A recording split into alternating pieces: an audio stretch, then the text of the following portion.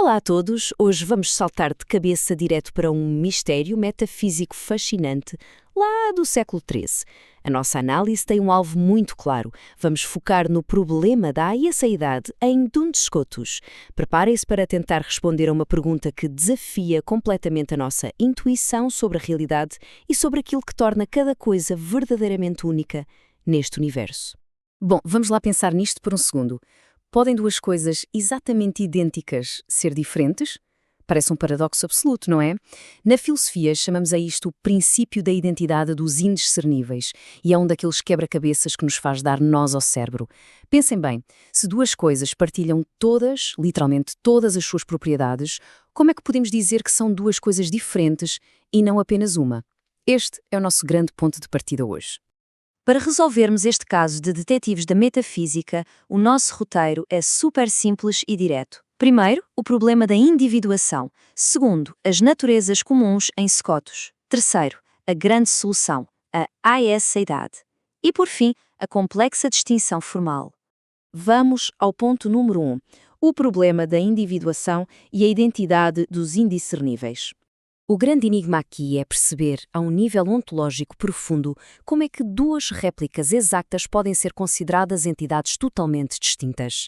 E é incrível como mentes geniais, separadas por séculos, esbarraram exatamente no mesmo obstáculo. Olhem só, lá em 1277, o bispo de Paris interveio para condenar a ideia de que não podia haver mais de um anjo dentro da mesma espécie.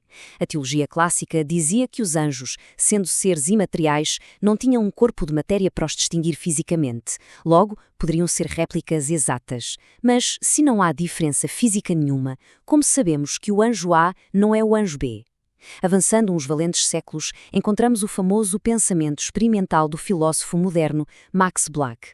Imaginem um universo completamente vazio, só com duas esferas de ferro puras. Tenham o exato mesmo tamanho, a mesma cor, a mesma temperatura, tudo idêntico. Se a matéria partilha exatamente as mesmas qualidades, o que lhes confere numeração própria. E isto colide de frente com o princípio da identidade de Leibniz. De forma bem simples, ele argumentava que se duas coisas são independentes, elas têm de diferir em alguma qualidade, certo? Se não, bem, são o mesmo objeto. Mas se duas coisas partilham exatamente todas as qualidades, confiar só nos traços observáveis simplesmente não chega para explicar como podem ter identidades separadas. Tem de haver um ingrediente secreto aqui, algo não qualitativo, completamente escondido na estrutura do ser. O que nos leva ao ponto número 2. As naturezas comuns em Scotus, a base da realidade.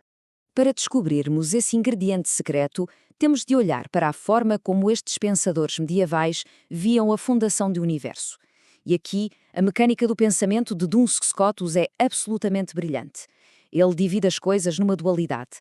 De um lado temos a quidditas, o que é de um ser, é a natureza essencial, como a humanidade ou a cavalidade. É aquilo que temos em comum. Do outro lado, surge a peça mágica do puzzle, a aceseitas. Em latim, ace significa este, ou seja, traduzindo de forma livre, seria a estidade. É aquele raio individualizador que pega numa natureza comum e a ancora num ser muito particular e independente. Isto ficou um pouco mais claro com esta citação de Scotus. Um indivíduo é incompossível com ser dividido em partes subjetivas. Palavras difíceis é verdade, mas basicamente significa o seguinte: a natureza comum, digamos, de ser humano, pode ser instanciada e multiplicada por toda a população, mas o indivíduo final, esse é um beco sem saída absoluto. O indivíduo não pode ser subdividido em vários ele mesmos. Uma ótima maneira de visualizar isto na prática é usar a metáfora de um livro. A natureza comum é essencialmente a história que o autor escreveu, aquele conteúdo intangível que pode ser impresso milhares de vezes. Os indivíduos seriam as cópias físicas do livro que vocês encontram lá na prateleira da livraria. O romance está inteirinho, palavra por palavra, em cada um dos volumes, certo? Mas as cópias na prateleira não são o mesmo objeto físico. A natureza é a mensagem partilhada. Os indivíduos são os suportes materiais e únicos dessa mensagem. Para não se perder, Scott organizou a realidade em diferentes graus de unidade.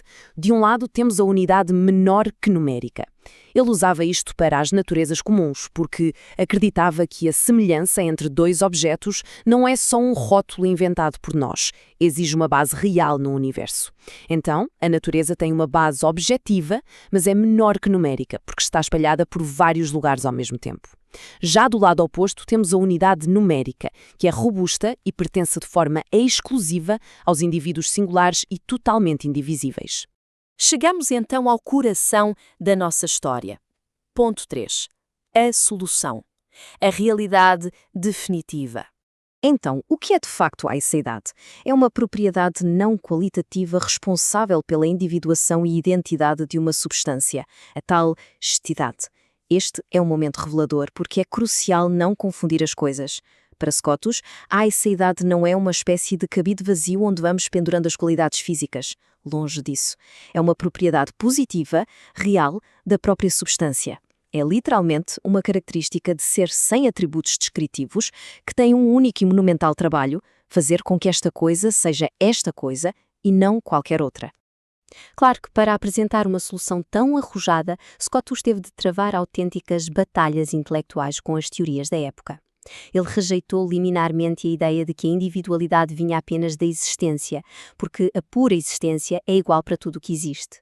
Negou ferozmente que fosse só um produto da matéria e lutou contra a ideia de matéria extensa, argumentando que dividir um bocado de material não explica como a natureza completa da água, por exemplo, continua intacta em cada gota resultante. Por fim, ele até rejeitou que a individualidade fosse só uma negação. O universo, dizia ele, precisava de uma propriedade ativa, não de um simples vazio. Portanto, o ponto crucial é o que a aidade faz na prática, funcionando quase como um microprocessador metafísico. Ela trabalha em 3 etapas perfeitamente afinadas. Primeiro, garante ativamente a indivisibilidade do próprio ser, trancando a sua capacidade de se desdobrar. Segundo, separa o indivíduo de forma inconfundível de todos os outros da mesma espécie, tal como separaria os tais anjos idênticos do nosso primeiro exemplo. E terceiro, une-se à natureza comum para criar o objeto final. É brilhante. Mas esperem, que a história complica-se. Ponto 4. A complexa distinção formal e o paradoxo interior.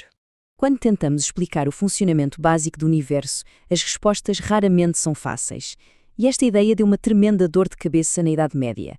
A comunidade académica logo perguntou se existe a natureza humana, por um lado, e a aidade pelo outro dentro do mesmo ser, como é que elas se juntam sem colidirem? A resposta de Scotus foi a distinção formal. Ou seja, não estamos a falar de 2 peças de Lego que se encaixam. Não podemos abrir uma maçã e arrancar a sua aidade, deixando a natureza da maçã para trás. São componentes completamente inseparáveis na realidade física. Estão fundidos numa mesma idade real. Mas o nosso intelecto consegue identificar que são realidades distintas a trabalhar juntas nesse invólucro inquebrável. O que é fascinante sobre este momento histórico é a forte oposição que a teoria enfrentou. Pensadores nominalistas, como Peter Oriol e Guilherme de Ockham, olharam para isto tudo e acharam que Scotus estava a complicar demais. Eles diziam: os objetos são singulares por si mesmos. Esta singularidade é um facto básico. A ideia deles era de que não precisamos de inventar propriedades secretas. A simples existência do objeto, de forma autêntica, já garante por defeito a sua singularidade absoluta perante todo o universo. Qualquer complexidade extra era vista como um exagero filosófico. O que nos deixa com uma reflexão profundamente instigante para fechar a nossa análise. Pensem nisto. Se a identidade não requer qualidades extra, o que é que realmente nos torna únicos?